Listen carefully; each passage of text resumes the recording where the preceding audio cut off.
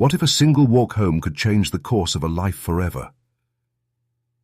On a rain-soaked evening, a young black girl, trembling, clutching her schoolbooks, becomes the target of an officer's mockery. His laughter cuts deeper than the cold wind, echoing centuries of injustice. She doesn't answer, but inside she breaks. What he doesn't know is that she isn't alone in this fight. Behind her, silence is a father, a man with power, with pain, and with a secret that will shatter everything. The night was heavy with the kind of rain that seemed less like weather and more like memory, falling in sheets that blurred the edges of streetlights and left everything trembling with silver reflections. Aaliyah walked quickly, her sneakers splashing against the uneven pavement. Each footstep echoed in her ears louder than it should have, as though the empty streets themselves were listening. She pulled her jacket tighter around her shoulders, but the chill had already seeped into her bones. Her schoolbooks were damp, pressed against her chest beneath her thin coat, and with every gust of wind the pages whispered like restless ghosts. She told herself she wasn't afraid, only tired, only late, but her heart betrayed her, pounding with the rhythm of something more primal. She hated walking home like this, hated the way the night seemed to bend around her, hated the way the world looked at her when she was alone. The street stretched endlessly ahead, flickering under dying lamps. Shadows cut across the road like scars. Aaliyah's eyes darted toward every sound, the hiss of tires on wet asphalt, the snap of branches in the wind, the faraway bark of a dog. And then came the sound she dreaded most, the low growl of an engine slowing down. Her breath caught. The cruiser pulled up beside her, headlights cutting through the mist like interrogation lamps.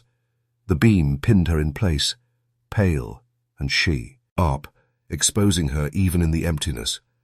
She felt small, unbearably small, as the glass slid down and the officer leaned out. "Well, well," he said, his voice dragging with mock amusement. "What's a little girl like you doing wandering out here? This ain't your neighborhood."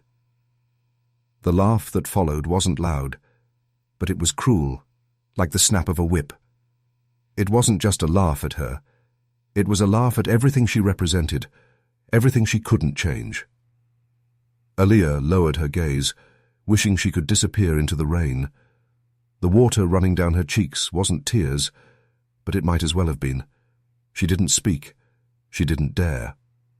The silence stretched, broken only by the officer's chuckles, as if he were enjoying a private joke. He lingered just long enough to make sure she felt it, that humiliation, that weight. Then the cruiser rolled away, taillights glowing red as blood before vanishing into the storm. But the sound of his laughter didn't leave. It followed her, ringing in her ears, lodged in her chest. It was the same sound she remembered from years ago, when kids at school mocked her hair, her skin, her voice. The same sound she had hoped she'd never hear again. She walked faster, her vision blurred not just by rain, but by memory. Her mother's voice flickered in her mind, soft and melodic, whispering old lullabies. "Baby girl, you are stronger than they know." But her mother's voice was gone, buried beneath the earth and the ache of years. Tonight, those words felt far away, unreachable. By the time she reached the worn wooden steps of her house, her hands were trembling. She struggled with the key, the lock stubborn as if resisting her, before finally pushing the door open. Warmth rushed out, the scent of cedar and her father's cologne mixing with the storm outside.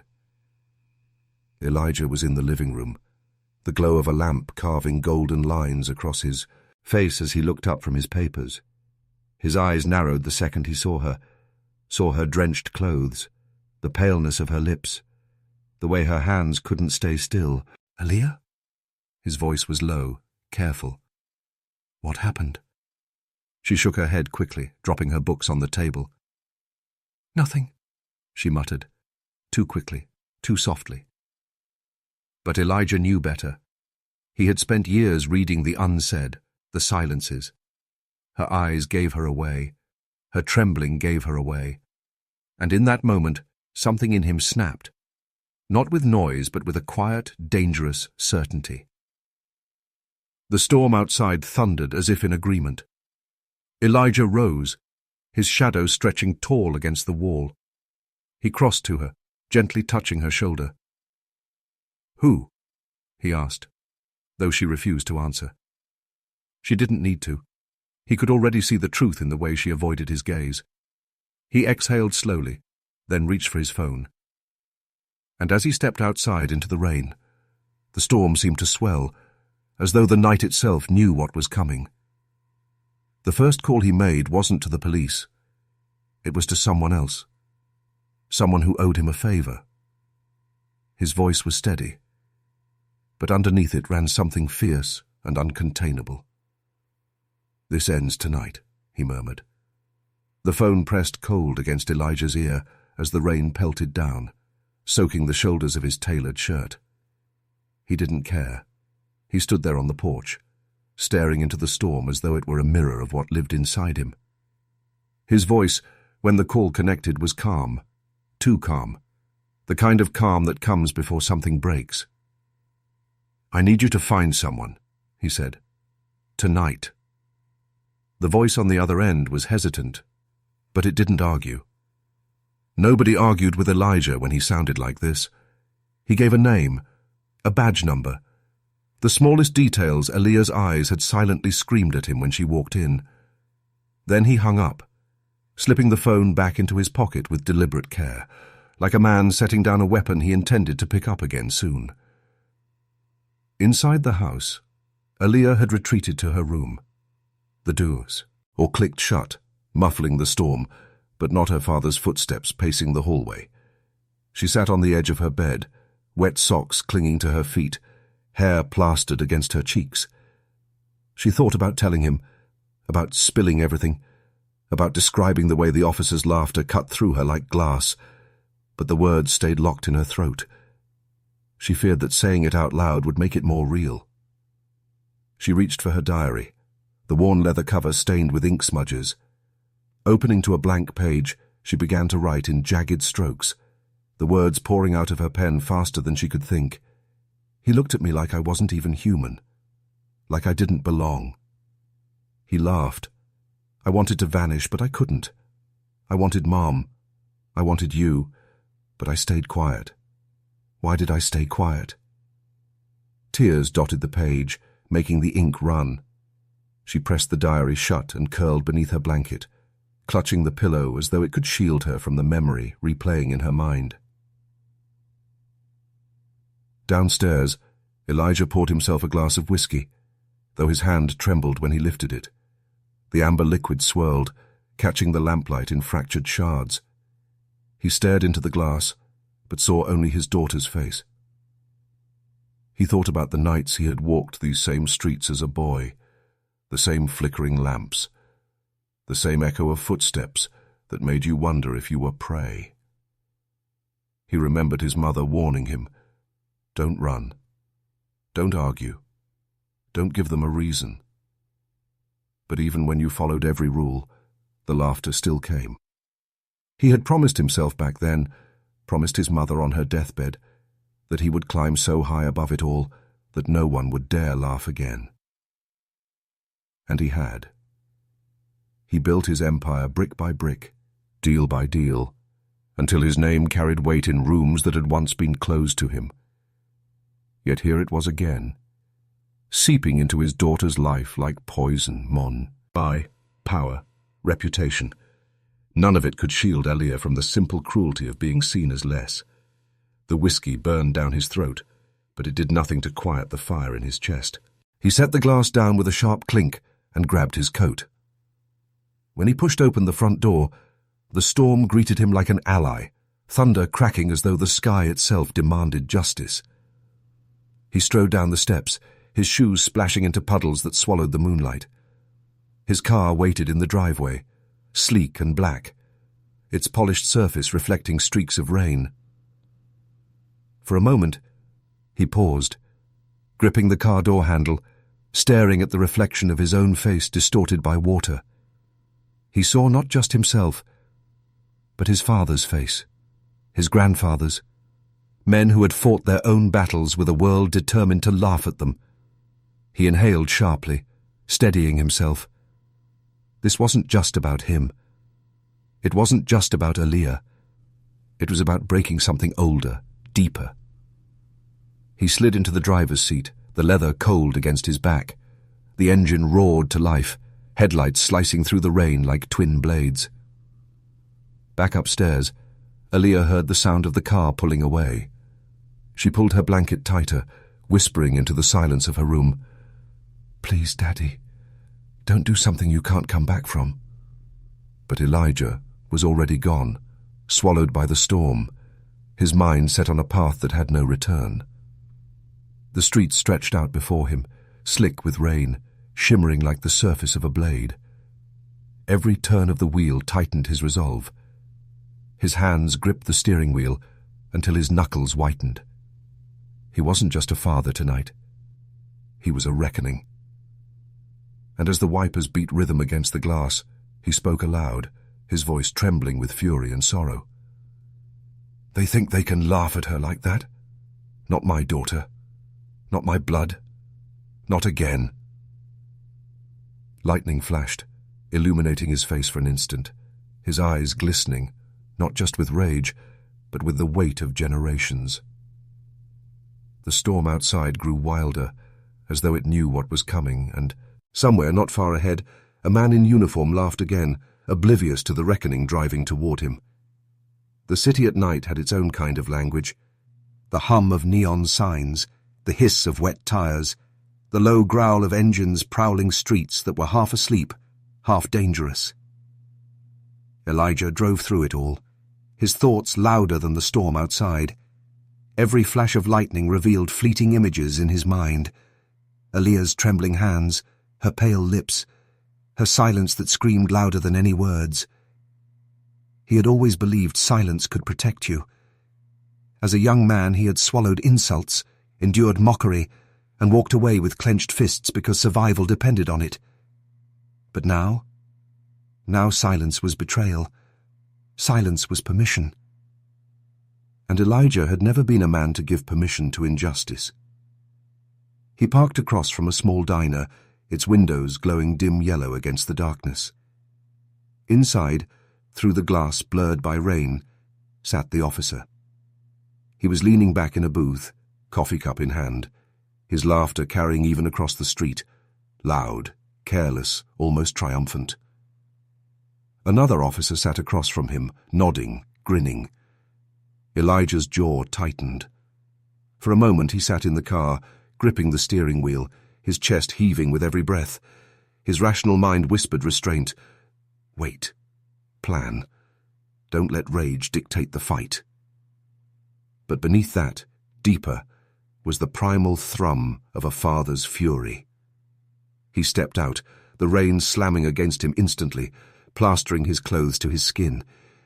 His shoes splashed across the pavement as he crossed the street, each step deliberate, heavy, unstoppable. Inside the diner, the bell above the door jingled as he entered. Heads turned briefly, then turned away. Except for the officer. His smirk widened at the sight of Elijah, like a predator recognizing prey. "Well, look who it is," the officer drawled, leaning further back, in his seat. "The fancy suit. You lost, sir." He emphasized "sir" with mock politeness, his grin cutting deeper than any insult. Elijah didn't answer. He stood tall, rain dripping from his hair, his gaze fixed like steel. The room quieted, tension thick enough to taste. Even the clink of cutlery stopped. The other officer shifted uncomfortably, glancing between them. But the first one, the one who had laughed at Aaliyah, only leaned closer, voice lowering just enough to be venomous. "She looked scared, you know. Out there in the dark. Funny thing, though. Didn't say a word. Just stared like a lost little puppy. Guess she learned from you, huh? Keep quiet. Take it."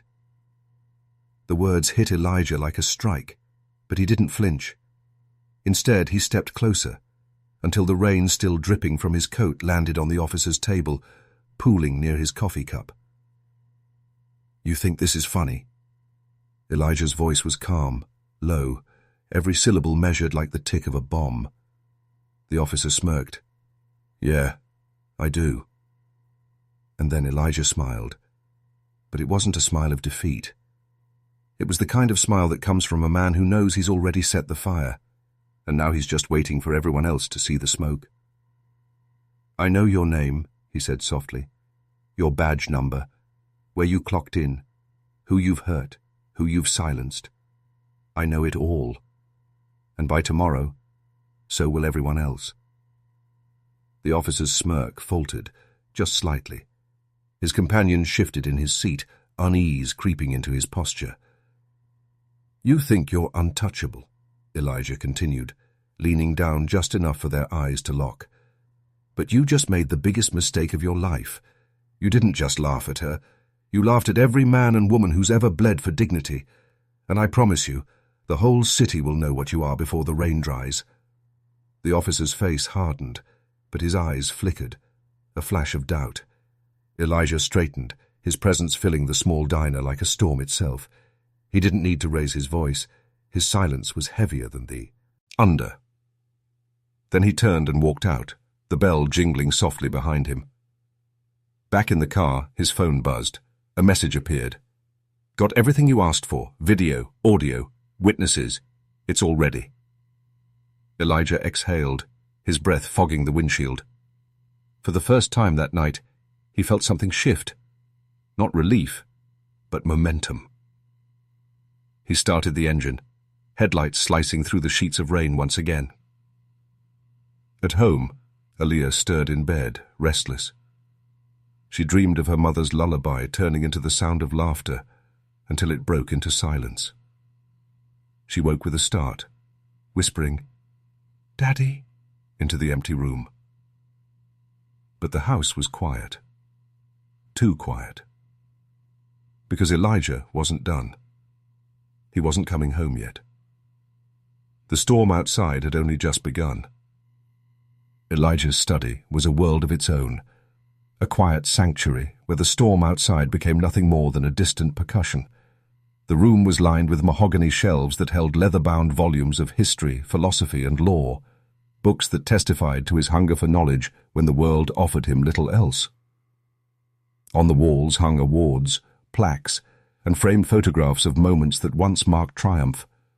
Handshakes with governors, newspaper clippings praising his philanthropy, a photo of him holding a smiling Aaliyah when she was just a baby. Yet tonight, none of it mattered. He stood by the tall window, whiskey glass in hand, watching raindrops streak down the glass like tears on a face. The storm rolled across the city with relentless force, as though determined to wash away the thin veneer of civility that so often masked cruelty. Elijah's reflection stared back at him, older now, with silver flecking his hair, lines carved deep from years of fighting battles no one else could see. And beneath the surface of his thoughts, an old wound reopened. He was 16 again, walking home in hand-me-down sneakers, whisked, and a police cruiser slowed to match his pace. He had done nothing, said nothing, yet the officers had laughed, tossed a slur like a stone, and left him standing in the dark with a weight on his chest that no words could explain. That was the night he swore he would rise so high, build a fortress so unshakable, that no one could ever laugh at him again. But tonight proved him wrong. His fortress of wealth, power, and respect had crumbled with the sound of one man's laugh directed at his daughter. That sound was louder than thunder, sharper than broken glass, more dangerous than any weapon, because it meant that no matter what he built, the poison seeped through. Elijah drained the whiskey in a single swallow, the burn a poor substitute for relief. He set the glass down with precision, like a ritual. His hands trembled only slightly, though not from weakness. Rage demanded more space than his body could contain. On the desk lay documents he had gathered, already spread across the wood like pieces of a puzzle. Witness accounts, internal memos, data he had pulled through connections that reached higher than most would dare. He had built an empire not just of money, but of access. And tonight, he would use every thread of it. Still, for all his fury, for all his resources, Elijah knew there was a deeper fight, one that could not be won with evidence alone. It was the fight inside Aaliyah, the fight he himself had fought as a boy and nearly lost. The battle against believing that the laughter defined you, against the whisper that said you were less, even when you knew better. He closed his eyes, hearing again her quiet footsteps when she came home, the way she had tried to disappear into the silence. He remembered how his wife, God, how he missed her, used to hum lullabies when Aaliyah was restless. He remembered the softness of her voice telling their daughter, "Your crown is invisible, but it's real. Don't let anyone make you take it off." Elijah swallowed hard. His wife had been the light, the tenderness that balanced his steel. Without her, Aaliyah only had his armor. He wondered if that was enough. The storm cracked loudly, lightning splintering the sky, and Elijah snapped back into the present. Enough reflection, enough remembering. This was not a night for nostalgia. This was a night for action. He picked up his phone again, dialing another number. When the line clicked open, his voice carried the weight of both fury and command. "It's Elijah," he said. "I need a meeting. Tonight. Quiet, but big enough to make noise when I say so." A pause, then a voice replied, low and respectful. "Understood. Where?" Elijah looked out the window once more, at the storm tearing through the streets. "Somewhere with lights bright enough that nobody can pretend not to see," he answered. He ended the call, his pulse steady now, his decision cemented. The past was alive in him, yes, but he would not let it devour his daughter's future. And as he stood in the half-dark study, the storm rumbling like drums of war, he whispered to himself, half promise, half prayer, "This ends not just tonight. This ends for good." The storm had softened slightly by the time Elijah left his study, but the air still carried that raw electric tension that comes after lightning has carved through the sky. The house creaked in the wind, an old wooden structure that had stood for decades, as if it too had witnessed the weight of generations. He paused in the hallway, glancing toward Aaliyah's closed door. For a moment he thought about knocking, about sitting beside her, listening, holding her hand like he had when she was little and couldn't sleep. But he knew she wouldn't talk. Not yet. Silence had her wrapped tightly, like a shell, and he respected it, even as it tore him apart. He walked to the living room, instead sinking into the leather armchair that faced the fireplace. The fire had burned low, leaving only embers glowing like faint stars. He leaned forward, elbows on his knees, fingers pressed together under his chin. The quiet inside the house contrasted so starkly with the noise in his chest. It was strange, he thought, how history lived in blood. He remembered his father's face, stern and lined, telling him, "Don't give them your fear. They feed on it." He remembered his grandfather's stories of marches, of fists raised, of nights spent in jail cells because standing up for dignity had been branded as rebellion. Every man before him had carried the same battle, passing it down like a torch of fire that burned but could not be dropped. And now, here he was, the torch in his hands, brighter, heavier, hotter than ever. He wanted to believe he had carried it far enough that Aaliyah wouldn't have to. But the world had proved him wrong in one cruel laugh. The sound of it replayed in his mind again, that officer's mocking tone. It wasn't just disrespect. It was the echo of centuries. It was the voice of overseers, of sheriffs, of men in uniforms who had used laughter to cloak brutality. That was what made Elijah tremble. Not from weakness, but from the realization that this battle was older than him, older than his father, older than the cracked roads Aaliyah walked home on. The phone buzzed on the table beside him. He picked it up quickly, scanning the message that glowed on the screen. Meeting arranged. Tomorrow, noon. Location, Civic Hall. Media will be there if you want them.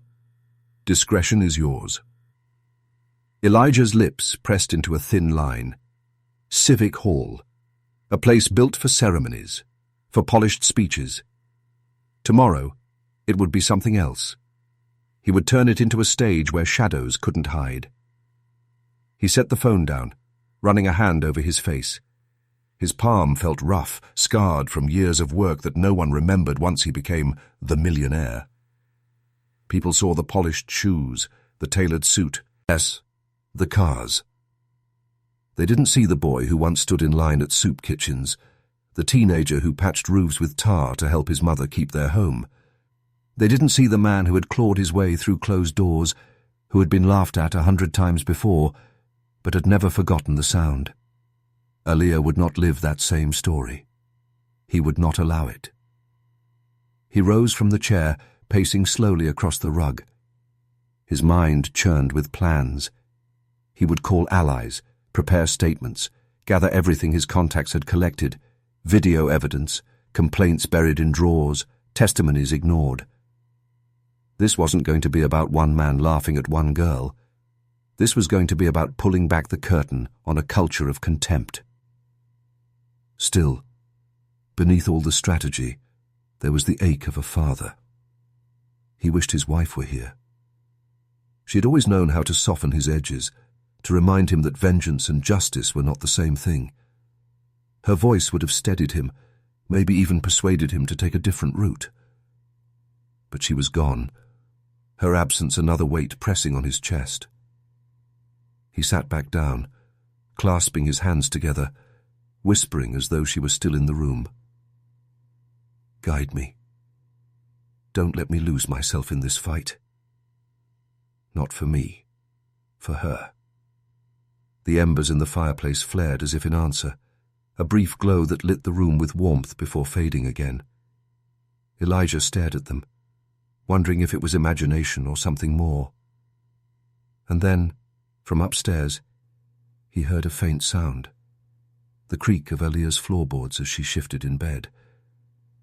It reminded him that she was here, fragile, bruised in spirit, though not in body.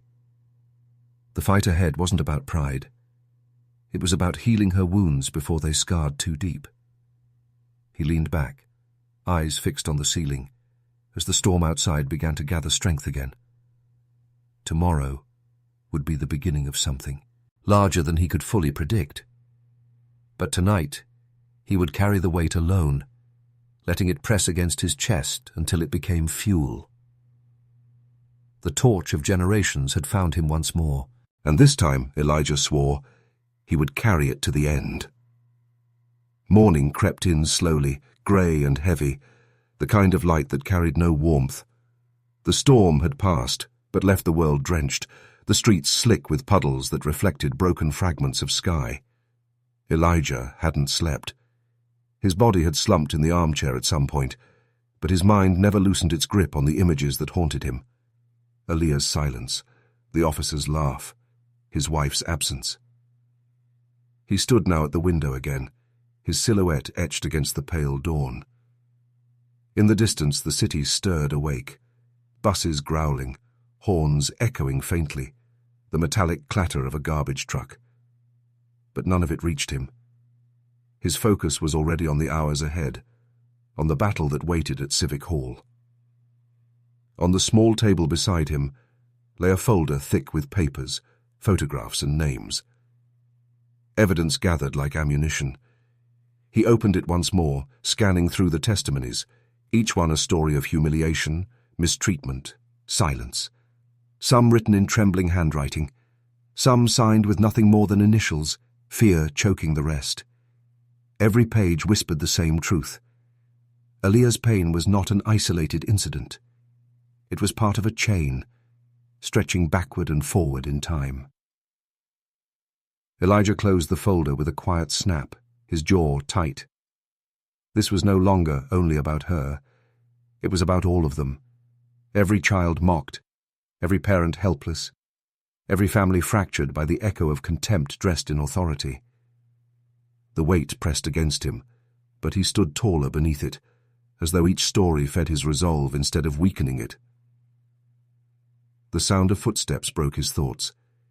He turned to see Aaliyah standing hesitantly in the doorway, wrapped in her blanket like a shield.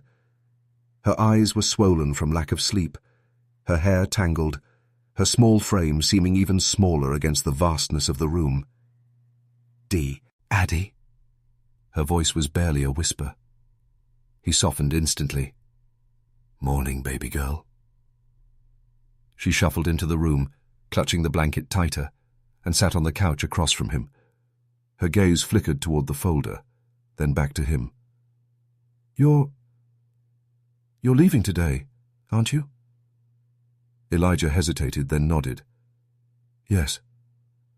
I have to." Aaliyah bit her lip, eyes brimming though no tears fell. "Because of me?" The question sliced through him sharper than any blade. He crossed to her quickly, kneeling in front of her so their eyes met. His hands gently cupped her shoulders, firm and steady.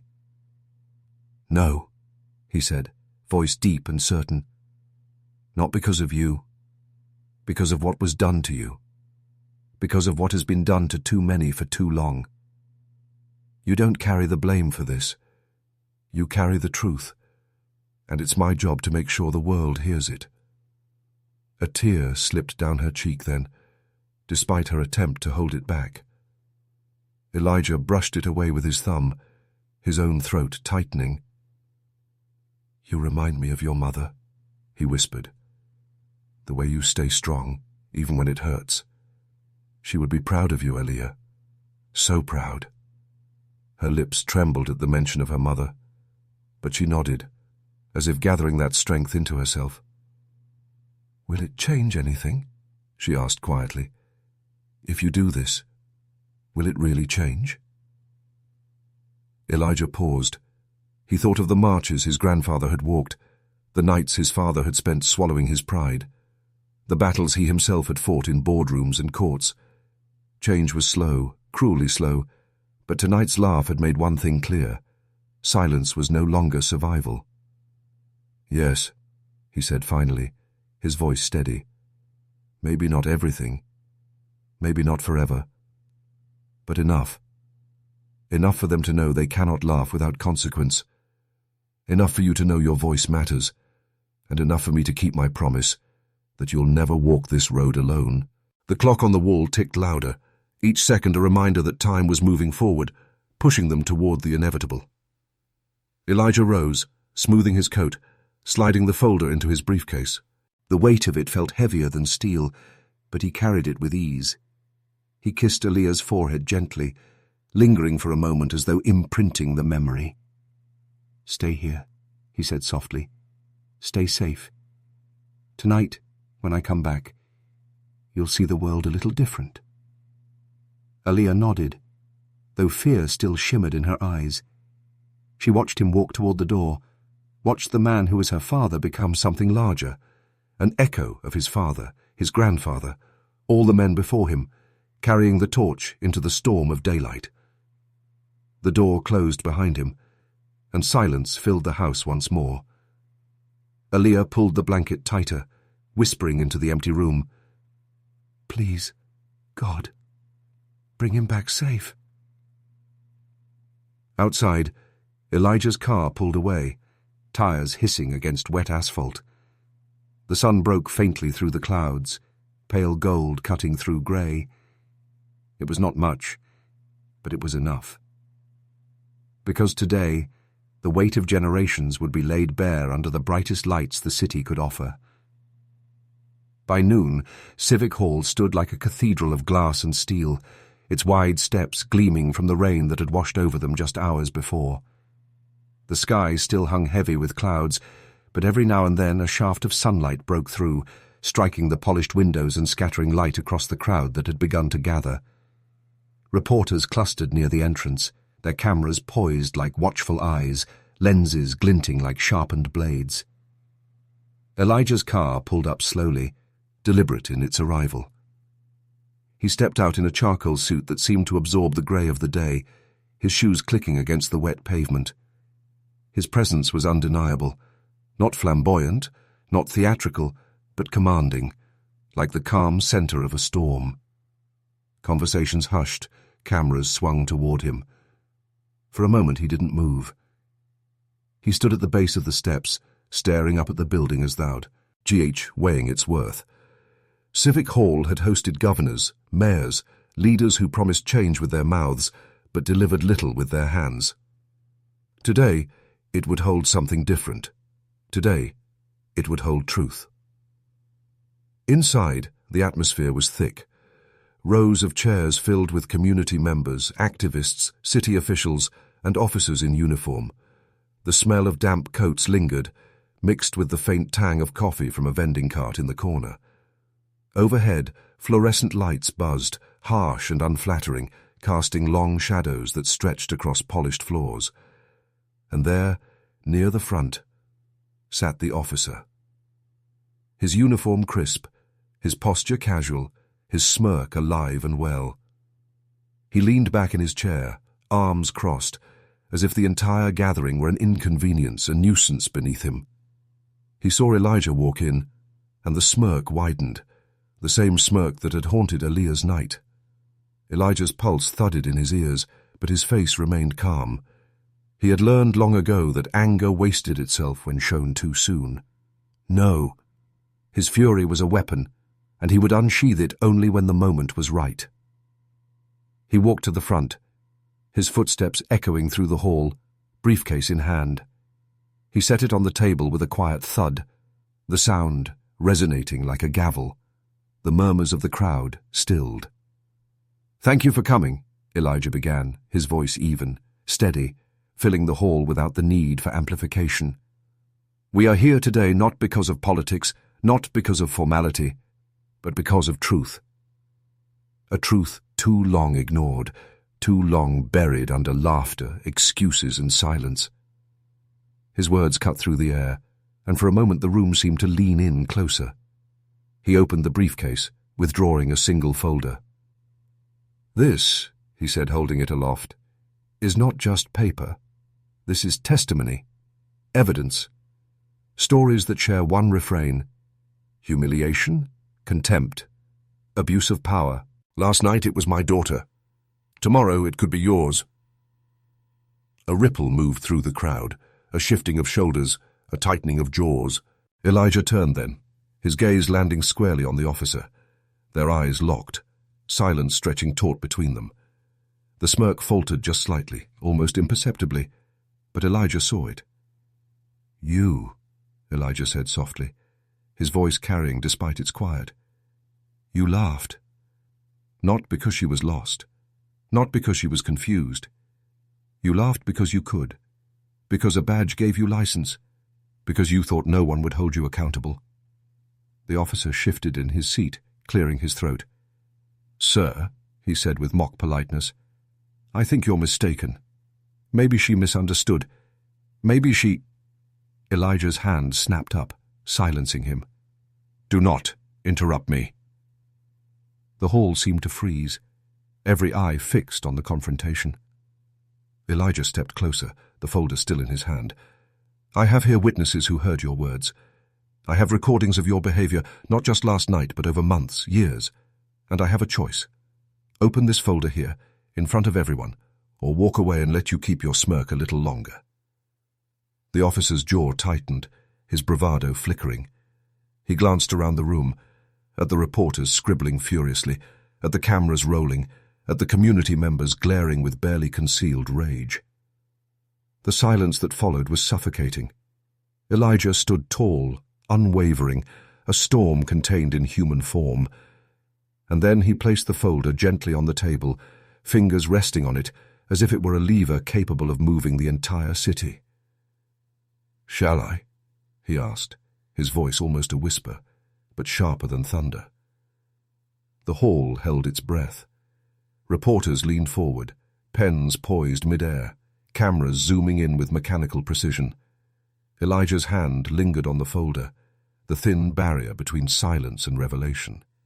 Every second stretched heavy and deliberate, until the officer broke it with a scoff. "Go ahead," he said, shrugging as though concerned. "You think a folder full of scribbles will scare me? I've been on the job 15 years. People complain. They always complain. It means nothing." The arrogance in his voice ignited something in Elijah, but he didn't let it show. Instead, he straightened slowly, eyes locked on the man as if studying a flaw in stone. "You're right," Elijah replied smoothly. "Complaints alone mean nothing. On paper, they can be dismissed, buried, forgotten." He opened the folder with a careful flick, revealing not just papers, but photographs clipped to testimony, time-stamped reports, and beneath them, a small black device. He lifted the device. It was no larger than his palm, sleek, unremarkable. But when he clicked it, a voice filled the room, crackling slightly but unmistakable. "What's a little girl like you doing wandering out here? This ain't your neighborhood." The hall went silent. The words, lifted from the rain-soaked street, played back like an accusation carved in stone. Then came the laugh, sharp, cutting, venomous. Gasps rippled through the crowd. Someone muttered a curse under their breath. A mother in the second row pulled her son closer to her side, eyes wide with anger and recognition. Elijah let the recording hang in the air, playing twice, 3 times, until it etched itself into every ear. Then he clicked it off and set it carefully on the table beside the folder. "That," Elijah said, his voice steady but trembling beneath with fury, "is not a complaint. That is evidence. And it is not the first recording. It is not the last. This is a pattern. This is a sickness." The officer's smirk collapsed. His jaw clenched, his eyes darting toward the exits, toward his peers in uniform. But the weight of the room pressed him into stillness. His partner, seated a few chairs away, shifted uncomfortably, sweat glistening at his temple. Elijah paced slowly, Heiki, his presence filling the space. "You think a laugh is harmless? That humiliation leaves no scars? My daughter came home last night pale, trembling, unable to speak. She is 16 years old, and you—" He turned sharply, pointing at the officer. "You thought her silence was your victory, but today, her silence is broken by my voice, and tomorrow, by hers." The hall erupted in murmurs, a tide of voices rising, anger spilling through the crowd. Reporters shouted questions, flashes erupted as cameras captured every angle. The officer shifted in his seat again, his mask of confidence cracking. "Order!" a council member barked from the dais, banging a gavel that barely carried over the noise. But the people weren't listening anymore. They were awake. Elijah seized the moment. He pulled another sheet from the folder, a letter written in shaky handwriting. He held it high. "This isn't just about my daughter. This is from a boy beaten during a traffic stop, his cries mocked while he bled. This is from a mother told she was lucky she wasn't locked up for questioning why her son was detained. This is from a man who filed 5 complaints in 3 years and never received a single reply." He let the papers fall onto the table, one after another, like stones piling into a wall. Each one louder than the last, though none had sound.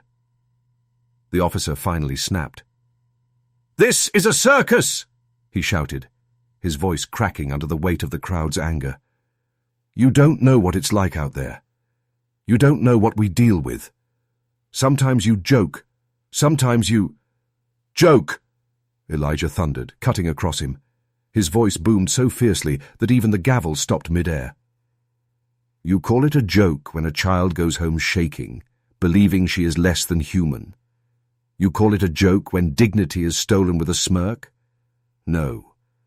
A joke has a punchline. This is cruelty. This is abuse. And today, it ends." The floodlights above flickered as though the building itself recognized the weight of the moment. The officer fell into silence, his bluster crumbling. Elijah leaned forward. placing both hands on the table, his face carved with resolve. "So tell me," he said, voice dropping low, dangerous. "Do you still want me to open the rest of this folder?" The officer's lips parted, but no words came. And in that silence, the crowd rose, their murmurs swelling into a roar that threatened to shake Civic Hall to its foundations. The sound inside Civic Hall was no longer conversation. It was thunder. Voices clashed, anger rolled through the air, and the energy of the crowd swelled like a storm breaking loose from its chains. For the first time that day, Elijah stepped back and let it happen. He didn't silence them. He didn't control them. He let the truth ignite the room the way lightning sets a tree aflame. Reporters scrambled closer, microphones stretched like reaching hands. "Mr. Brooks, are you planning to press charges? Do you have other recordings? What about the department's role in covering this up?" Their questions collided, stacking one over the other, but Elijah only raised a hand. The crowd quieted, not instantly, but in waves, like a sea retreating under the command of the moon. "This isn't about me," Elijah said, voice low yet carrying through every corner. "This is about a culture that feeds on silence, that counts on laughter to disguise cruelty, that assumes power means immunity, that ends today." He tapped the folder once more, its presence looming larger than any speech. "This evidence is not just for this room. It is for the press, for the courts, for every eye that pretends not to see, and every ear that pretends not to hear. And when it is released, none of you will be able to say you didn't know." The officer sprang to his feet, chair screeching against the polished floor. His face flushed red, his voice raised in a brittle attempt at authority. "This is slander. You can't—" But the words faltered. The cameras were trained, aired on him now, not on Elijah. Every twitch, every bead of sweat, every tremor in his voice was caught, magnified, exposed. And in the front, the officer sat with his lawyer, his expression carefully neutral. The smirk was gone, but in its place sat something worse. A mask of innocence painted on too neatly. The judge entered, robes trailing, voice deep as he called the room to order. "This court is convened to hear the case of misconduct, abuse of authority, and violation of public trust." His gavel struck, the sound reverberating like thunder through the chamber. Elijah sat, his briefcase on the table before him. His legal team leaned close, whispering strategy, but his eyes never left the officer. He wasn't here for theatrics. He was here to strip away the mask that man wore piece by piece, until the world saw him for what he was. The prosecution began, laying out the recordings, the testimonies, the complaints ignored. Each word felt like another brick in a wall pressing down on the officer. But still, his lawyer countered with practiced ease. Misinterpretation, misunderstanding, miscommunication. Each syllable designed to dissolve pain into semantics. Aaliyah shifted in her seat, her breath catching at every dismissal. She wanted to scream, to tell them what it felt like to stand in that rain, to feel smaller than the beam of headlights. But she stayed quiet, her father's hand steadying her under the table. When Elijah's turn came, he rose slowly, deliberately. The room stilled. He walked to the center, his presence filling the space in a way no robe, no badge, no gavel could contain. "I am not here for revenge," he began, voice steady, echoing through the courtroom. "I am here because silence is the ally of cruelty, because my daughter came home with eyes full of fear, and I recognized them. They were my eyes years ago, when laughter was used to remind me I did not belong. This officer's actions are not isolated. They are a thread in a web of contempt that has stretched over generations." The jury watched him intently, their pens paused, their gazes locked. Elijah let the silence sit, heavy and raw, before continuing. "Evidence has been presented, but evidence alone is not enough. You must decide not just on facts, but on humanity, on whether a laugh meant to demean can be excused as a joke, or whether it should be named for what it is: abuse. The officer's lawyer objected, but the judge allowed Elijah to continue. His words were not wild. They were controlled, precise, but carried the weight of lived truth. And then came the moment that silenced even his detractors. Aaliyah's name was called. She froze, her eyes widening. Elijah leaned close, whispering, "You don't have to, if you're not ready." But she shook her head. Slowly, hesitantly, she rose and walked to the witness stand. Her small frame seemed fragile against the vastness of the room, but when she sat, the hush that fell was absolute. The judge's voice softened. "State your name for the record." "Aaliyah Brooks," she whispered, then cleared her throat. 16 years old. Her eyes flickered toward her father, who gave her the smallest nod. Then she looked at the officer, and for the first time, her voice found its strength. "I remember the headlights, I remember the rain, and I remember the laugh." The courtroom leaned forward, and Aaliyah began to speak. Aaliyah's voice trembled at first, barely audible above the hum of the fluorescent lights. "I was walking home," she began, her hands gripping the wooden edges of the witness stand as if holding on for balance. "It was raining. I was cold, but I wasn't scared. Not until I heard the car." The courtroom leaned in. Even the judge, who had heard countless testimonies, seemed to still himself, as if aware of the weight of this one. "The headlights were so bright I couldn't see," she continued, her eyes unfocused, lost in memory. "And then I heard him. The way he said it, like I didn't belong, like me being on that street was wrong. He laughed. Not the way people laugh when something's funny. It was mean, sharp. It made me feel small, like I was nothing." Her voice cracked, but she pressed forward. "I wanted to say something back, to stand up for myself, but I couldn't. My throat locked up. All I could do was keep walking, like maybe if I ignored it, it would stop. But it didn't stop. The laugh followed me. Even when the car left, I still heard it." The jury's faces shifted. Some frowned, some looked away, some clenched their jaws. A mother in the gallery dabbed her eyes with a tissue.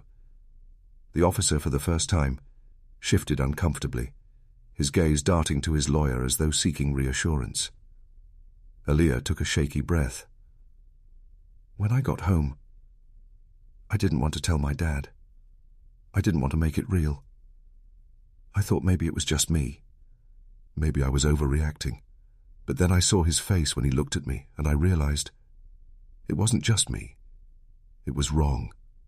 What he did was wrong." Her eyes finally met the officer's. They were not full of hatred. They were not even full of rage. They were full of something far more dangerous to him. Truth. "You thought it was a joke," she said softly, "but I carried it with me. I still hear it when I close my eyes. That's not a joke. That's cruelty." The silence that followed was crushing. The judge adjusted his glasses, his expression unreadable, but his eyes glimmered with something human beneath the practiced neutrality. The defense lawyer rose, his tone smooth, rehearsed. "Miss Brooks, is it possible you misinterpreted? That the officer was simply—" "No," Aaliyah interrupted, her voice firm for the first time. "I know what I heard." The lawyer blinked, surprised at the steel in her tone. "But no," she repeated. "It wasn't a mistake. It wasn't a misunderstanding. He laughed because he could, and that's the truth." The room stilled again. Even the lawyer seemed momentarily silenced. Elijah's chest swelled with pride and Ake. His daughter, who had walked home trembling, who had written her pain in a diary rather than speak it, was now breaking silence in the most public way possible. She wasn't just testifying. She was reclaiming her voice. The judge cleared his throat. "Thank you, Miss Brooks. You may step down." Aaliyah rose slowly, her knees trembling, but her back straight. She walked back to her seat, every eye in the courtroom following her, and when she sat, Elijah took her hand under the table and squeezed it once. Her grip was small, but fierce. The prosecution rested its case with the weight of her words still lingering in the air. The officer's lawyer scrambled, objecting to tone, to emotional appeals, to the recording's clarity. But the courtroom wasn't listening to semantics anymore. They were listening to the echo of a 16-year-old girl's pain. When the jury was dismissed for the day, the air felt heavier, like the storm outside Civic Hall had followed them into this building of marble and wood. Reporters rushed out, their pens flying, their voices spilling headlines into the world. Elijah watched them go, but his eyes stayed on Aaliyah. She leaned against him, exhausted but unbroken. For the first time since that night, she seemed lighter, as if speaking the truth had peeled away a layer of weight from her chest. The officer, meanwhile, sat rigid, his mask cracking, his hands fidgeting beneath the table.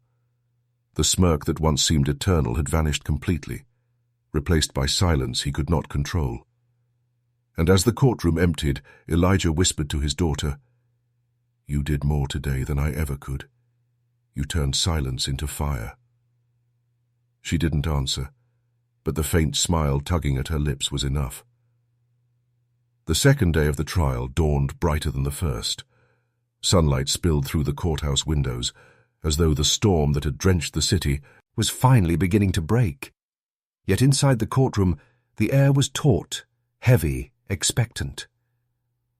Elijah sat at the plaintiff's table, his hands folded, his expression carved from stone. Beside him, Aaliyah sat quietly, her eyes tired but unflinching. She had spoken her truth, and now the weight shifted to others. All they could do was wait for judgment. The defense began its closing arguments.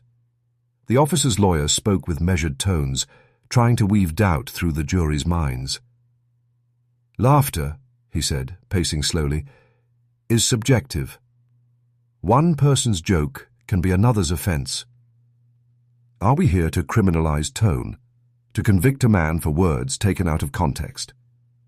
He gestured toward the officer, who sat with feigned dignity, his hands folded neatly in his lap. "This is a man with 15 years of service. A decorated record. Yes, mistakes happen. Words may have been ill-chosen. But are we prepared to ruin a career, perhaps a life, over a misunderstanding?" The words floated like poison, sweetened by reason, laced with dismissal.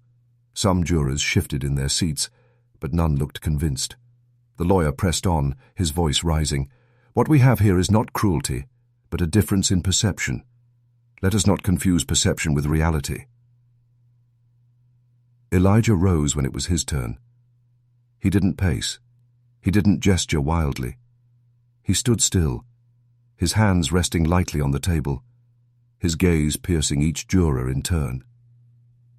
"You heard the recording," he said simply. "You saw my daughter on that stand. You know the difference between a joke and a wound. This is not about perception. This is about power, and how it is abused." He let the silence linger before continuing, his voice steady but weighted with memory. "When I was 16, I heard that same laugh, not from him, but from men like him. It told me I didn't belong, that I was less, that I should shrink myself to survive. And I did. I swallowed it. I let it scar me, but I swore my children would not have to." His voice broke slightly, but he steadied it. "And yet, here we are. My daughter, 16 years old, arraying the same wound I carried decades ago. If you dismiss this as a misunderstanding, then you tell her, tell every child, that their pain doesn't matter. That cruelty disguised as laughter is acceptable. That silence is the only answer." He leaned forward, his voice dropping low, almost a whisper. "But if you choose truth, if you choose to call it what it is, then you tell her, and the world, that dignity matters. that justice matters, that silence will not win. The courtroom was hushed. Even the judge's gavel remained unused, as though he too was caught in the gravity of the words. The jury retired. The wait was excruciating. Hours stretched thin, the ticking clock on the wall a relentless reminder of every second passing. Aaliyah dozed against Elijah's shoulder, exhaustion claiming her after days of fear and testimony. Elijah sat unmoving, staring straight ahead, his mind circling with prayers and memories. Finally, the bailiff called for order. The jury returned, their faces solemn, unreadable. The foreman held the slip of paper with both hands, as though it weighed as much as a stone. The judge's voice rang out. "Have you reached a verdict?" "We have," the foreman replied. The paper was passed forward, unfolded, read aloud. The officer was found guilty, not on every charge, but on the one that mattered most: abuse of authority, violation of public trust. The punishment was not as sweeping as Elijah might have dreamed, but it was enough. Enough to strip the smirk from the man's face, enough to expose him, enough to make his laughter echo back as shame. Gasps filled the courtroom, followed by murmurs, then applause muffled by the judge's gavel. Aaliyah's eyes flew open, confusion giving way to realization. Elijah's hand found hers, squeezing tightly, grounding her in the moment. Tears welled in her eyes, but they weren't from fear this time. They were from release. For the first time since that night, her chest loosened, as though the laugh that haunted her had finally been silenced. The officer was led away, his shoulders slumped, his head bowed. The cameras captured it all. His power had been stripped not by fists or force, but by truth spoken aloud. Elijah exhaled, closing his eyes briefly. It wasn't perfect. Justice never was. But it was enough to begin healing, enough to prove that silence did not win. As the crowd filed out, Elijah whispered to Aaliyah, "You see? You broke the silence. You made them listen." And she smiled faintly, leaning into him, her voice soft but certain. "We made them listen." The courthouse steps glistened under sunlight that finally broke free of the clouds, spilling warmth across stone that had been cold for too long. People poured out in waves, reporters shouting questions, community members clapping shoulders, strangers stopping to thank Elijah and Aaliyah, as if they had carried the fight for everyone. For a moment, Elijah stood still at the top of the steps, his daughter's hand in his, and simply breathed. The storm was gone, both outside and inside him. The sunlight felt like a benediction. Flashes from cameras sparked, but he no longer flinched. Every photo taken now would not just capture a man. It would capture a father, a daughter, a story no longer hidden. He glanced down at Aaliyah, who squinted against the brightness, her face softened by relief. There was still hurt in her eyes, but it was no longer hollow. It was alive with something new, resilience. "Daddy," she whispered, tugging at his hand. "It feels different." He smiled faintly. "That's because it is." The crowd parted slightly as they descended the steps. Reporters shouted questions. "Mr. Brooks, what's next? Do you feel justice was served? Will you pursue further action against the department?" Elijah didn't answer. His silence was deliberate, but not the silence of defeat. It was the silence of choice, the kind that carried more weight than words ever could. At the bottom of the steps, Elijah P. paused, scanning the faces. Some he recognized, old friends from the community, activists who had fought these battles for decades. Others were strangers, their eyes glistening with gratitude, their hands raised in quiet solidarity. For once, he felt less like a lone warrior and more like part of something larger. Aaliyah squeezed his hand. "Mum would have been here," she said softly, almost to herself. Elijah's throat tightened, but he nodded. She is here, he replied, pressing her hand to his chest. She's in every step we take. They moved through the crowd, toward the car waiting at the curb. But before climbing in, Elijah stopped. Across the street, beyond the press and the noise, children played in a spray of water from a broken hydrant, their laughter rising into the air. It was pure, innocent, untainted. And for a moment, Elijah closed his eyes and listened, remembering what laughter was supposed to sound like. He opened them again, finding Aaliyah watching the children too. Her lips curved upward, tentative at first, then fuller, freer. It doesn't hurt to hear it now, she admitted. Elijah smiled. That's how you know the storm's passing. They got into the car, the doors closing out the noise of the crowd. Inside, it was quiet, warm, a sanctuary of leather and muted sunlight. Aaliyah leaned back against the seat, exhaustion pulling at her, but there was peace in her posture. Elijah watched her for a moment, memorizing the sight of her no longer weighed down by silence. As the car pulled away, he let his gaze drift back to the courthouse, now shrinking in the distance. It wasn't a perfect victory. The system remained, flawed and scarred. The fight wasn't over. But today was a crack in the stone, a fracture that let light in. And sometimes, that was enough to begin change. He thought of his father, his grandfather, men who had carried the torch of resist, aunts in their own way. He thought of his wife, whose voice had been the melody of hope in their home. As the car pulled away, he let his gaze drift back to the courthouse, now shrinking in the distance. It wasn't a perfect victory. The system remained, flawed and scarred. The fight wasn't over. But today was a crack in the stone, a fracture that let light in.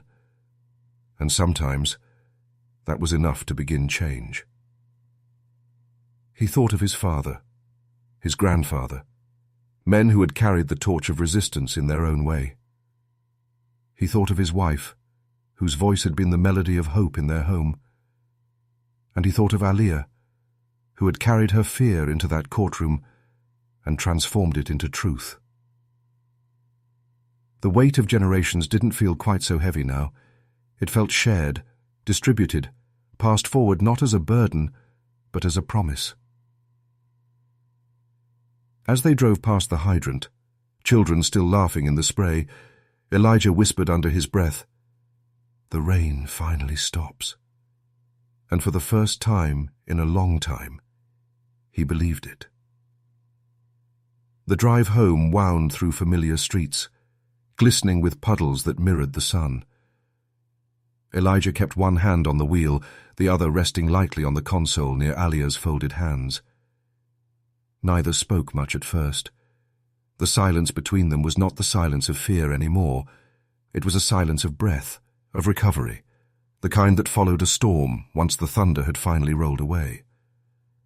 Aaliyah leaned her forehead against the cool glass of the window. She watched houses slip by, kids tossing basketballs into crooked hoops, neighbors sweeping porches, a woman walking her dog in the fragile sunlight. Everything looked ordinary, but nothing felt ordinary. She could still hear her own voice echoing in the courtroom. "That's not a joke. That's cruelty." The words replayed, but now they steadied her instead of shaking her. "Daddy," she said softly without turning her head, "when I was on the stand, I thought I was going to break. But I didn't. I thought about... Mom. I thought about you, and I realized I couldn't let him win. Not in front of everybody. Not with me just sitting there." Elijah glanced at her, his chest tightening. "You were stronger than I've ever been at your age. Stronger than most people ever are in their lives." Her lips twitched into a smile. "I was strong because you were there. I could feel it. Even when I was scared, I felt like you were holding me up." He exhaled, the admission hitting him like sunlight after days of rain. That's all I ever wanted. For you to feel like you never had to carry it alone. The car turned onto their street, the old oaks lining it casting shifting shadows across the hood. Aaliyah sat up straighter now, brushing hair back from her face. Do you think it'll change anything? What happened in court? Elijah slowed the car, considering. Change doesn't happen all at once, baby. It doesn't come wrapped up in a bow. But today sent a message. And sometimes that's how it starts. With a crack in the wall. With a voice that refuses to stay quiet. Aaliyah nodded slowly, digesting his words. She didn't ask again. She didn't need to. She felt the truth in them. They pulled into the driveway. The house stood waiting, warm light spilling from the windows as though it had missed them. Elijah cut the engine and rested for a moment, his hands still gripping the wheel. He didn't want to rush inside. Not yet. He wanted to pause here, to let the day settle in his bones. Aaliyah reached over, touching his wrist. We made it through, she whispered. He turned to her then, and for the first time since the storm began, he allowed the tears that had threatened for days to fall. They slid down his cheeks silently, not of despair, but of release. He pulled her into his arms, holding her tightly, his chin resting against her hair. She hugged him back with equal force, as though they were both afraid of letting go too soon. When they finally stepped inside, the familiar scent of cedar and the faint trace of his late wife's perfume still clinging to the walls greeted them. The house, once a place of silence and tension, felt different now. It felt safe again. Aaliyah dropped her bag by the stairs and wandered into the living room, curling up on the couch beneath the same blanket she had clutched on the night of the storm. But this time, she wasn't hiding. She was resting, her eyes fluttering shut in peace instead of fear. Elijah stood in the doorway, watching her, his heart swelling with something he hadn't felt in years. Hope. He thought of his wife, of the lullabies she used to sing, of the invisible crown she said their daughter wore. He whispered into the quiet, She's safe now. We kept the promise. The house was filled with silence again, but not the silence of humiliation or of pain. It was the silence of healing. And outside, the sunlight lingered, warm and golden, as though determined to stay. Night fell slowly, draping the city in velvet shadows. The storm had passed completely now, leaving the streets washed clean, the air sharp with the scent of wet earth. Elijah sat on the back porch, a cup of untouched tea cooling in his hands, his eyes fixed on the stars that had emerged between drifting clouds. The world felt quieter, gentler, though he knew the fight was far from finished. Inside, Aaliyah's laughter carried faintly from the living room. She was on the phone with a friend, her voice lighter than he had heard in weeks. There was no strain in it, no shadow behind the tone, just the sound of a 16-year-old girl, whole again. Elijah closed his eyes, listening. That laughter was the truest verdict, the only one that mattered to him. But his heart tugged toward the past. He remembered the day his wife had passed, the silence that followed her absence, the way Aaliyah had curled against him, whispering, "What now, Daddy?" He hadn't had an answer then. For years, he stumbled through fatherhood like a man building a brick, digi while walking across it. Yet tonight, he felt her presence so strongly, as if she had been guiding them all along, her voice threading through their choices. Elijah whispered into the night, "She's okay. You'd be proud." His throat tightened, but he smiled through it. The screen door creaked, and Aaliyah stepped out, wrapped in her blanket. She padded over and sat beside him, tucking her feet under herself. "What are you thinking about?" she asked. "Your mother," Elijah admitted. Aaliyah rested her head on his shoulder. "Me too. I kept thinking about what she'd say if she saw me in that courtroom. Elijah tilted his head against hers. She'd say you were braver than both of us put together. They sat in silence for a while, the stars flickering above them. Aaliyah shifted slightly, her voice soft but steady. Daddy, I don't hear it anymore. He frowned. Hear what? The laugh, she said. It used to follow me, even when I was trying to sleep. But tonight, it's gone. Elijah's chest ached with relief. He pulled her close, pressing a kiss to the top of her head. That's because you took its power away. You spoke. You made the world listen. That laugh can't haunt you anymore. Not when you turned it into truth. She smiled faintly, her eyes closing. Do you think other kids will feel that too? Like they don't have to stay quiet? Yes, he said firmly. Because of you. You showed them silence doesn't win. The night deepened, and the house behind them glowed with a warm, steady light. The tea had gone cold, but Elijah didn't care. All that mattered was the weight in his chest had lifted, replaced by something fragile, but fierce. Hope. Aaliyah dozed against him, her breathing soft and even. Elijah looked down at her, remembering the terrified girl who had walked home in the rain, and marveling at the courage that had blossomed from her pain. He thought of the courtroom, the hall, the streets that had carried both laughter and tears. He thought of the generations behind them, the struggles carried forward, and he thought of the future, where his daughter's voice would continue to echo long after tonight. The rain had stopped. The storm had passed. And for the first time in years, Elijah felt like the sun had returned for good. He whispered into the quiet, words meant for his daughter, for his wife, for the world. They can laugh, they can mock, they can try to break us. But as long as we rise, as long as we love, they can never win. The stars above shimmered brighter, as if in agreement. Elijah leaned back, closing his eyes, letting the cool night air wash over him. The fight wasn't over, but healing had begun. And healing, he realized, was its own form of victory. Beside him, Aaliyah stirred, murmuring in her sleep. Mom would be proud. Elijah's tears fell silently, but his smile stayed. Because she was right. And the night ended not in rain, not in fear, but in peace.